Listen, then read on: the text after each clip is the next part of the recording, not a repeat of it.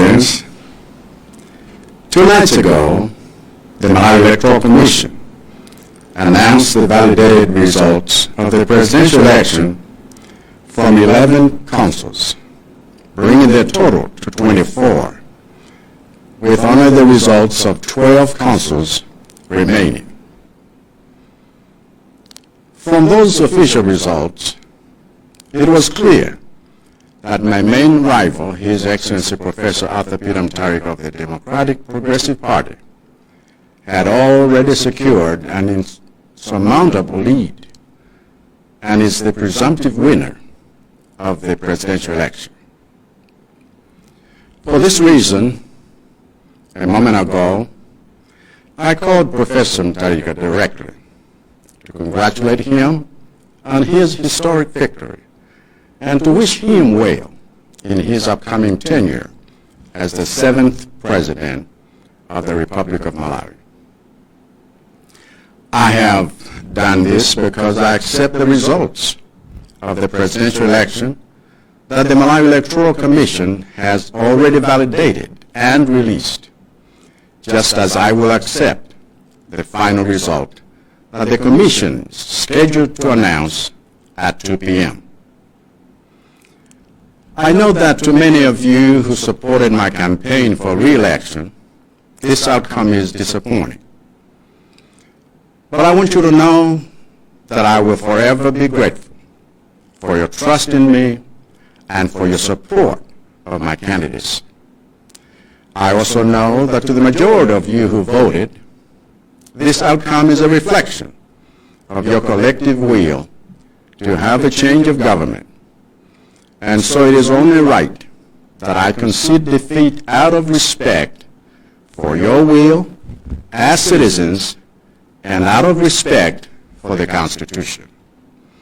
But regardless of whether or not you voted, and regardless of how you voted, if you are a Malawian citizen anywhere in the world, I want to thank you for conducting yourself throughout this election in a peaceful, orderly, and lawful manner.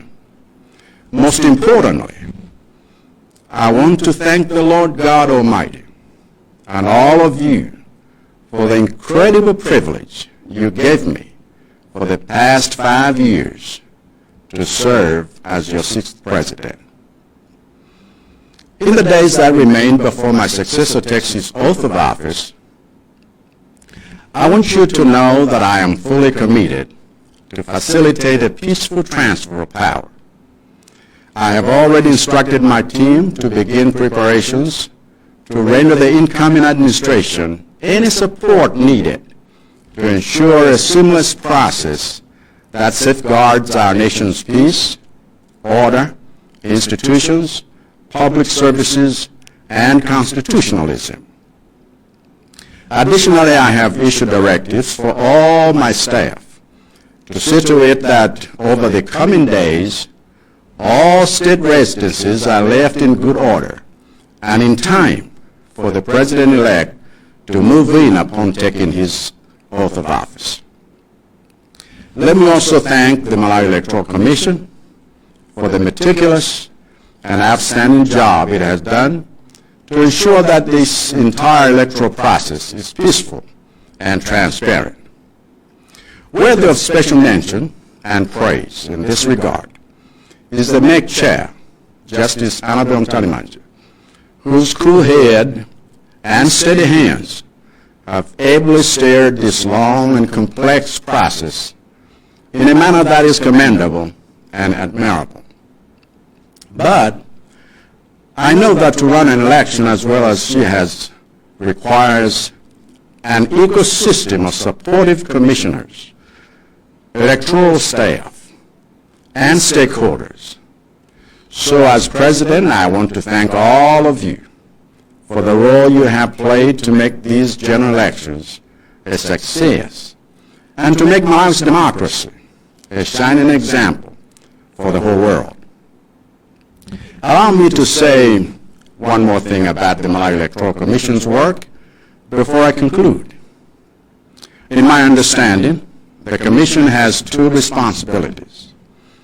The first is to determine and announce a result which is a credible reflection of the will of the majority of Malawians, a task I believe the Commission has executed with flying colors. But the second responsibility, which is yet to be done, is to identify any electoral irregularities that have happened in the electoral process and ensure that they are addressed fully and transparently, and those responsible for those violations of the law are held to account. So far, various political parties, including my own, have brought to the attention of MEC a number of such irregularities.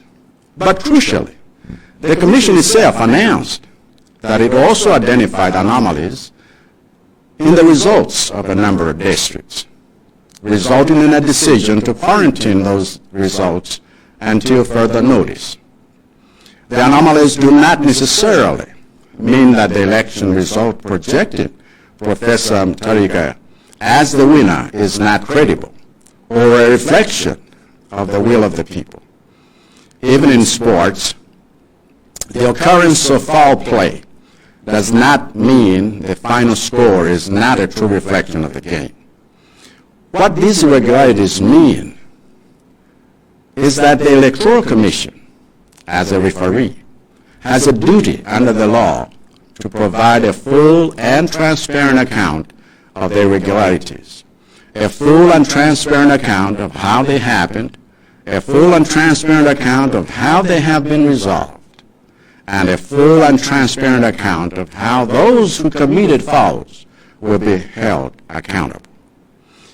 I was of the view that the Commission needed to do this before announcing the final result. And I even asked the High Court to prevail on MEC to do this before the final announcement. However, it has been decided by the Court that MEC should be allowed to address these matters during its final press briefing today. And I have accepted the Court's direction.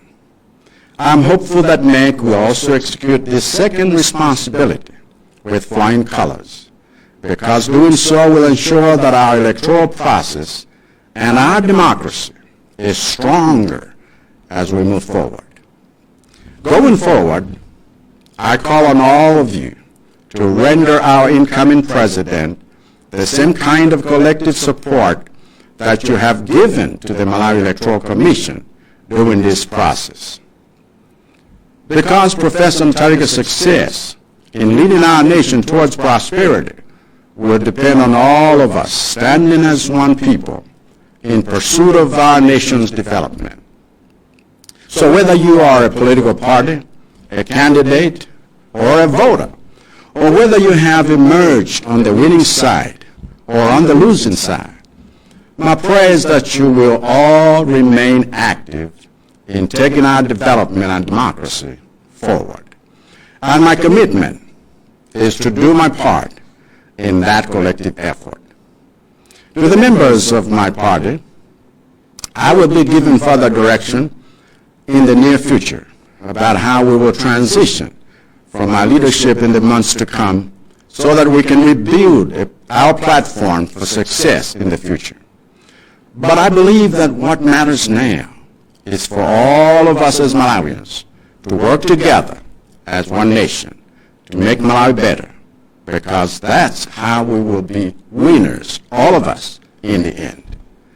God bless you all, and God bless Malawi.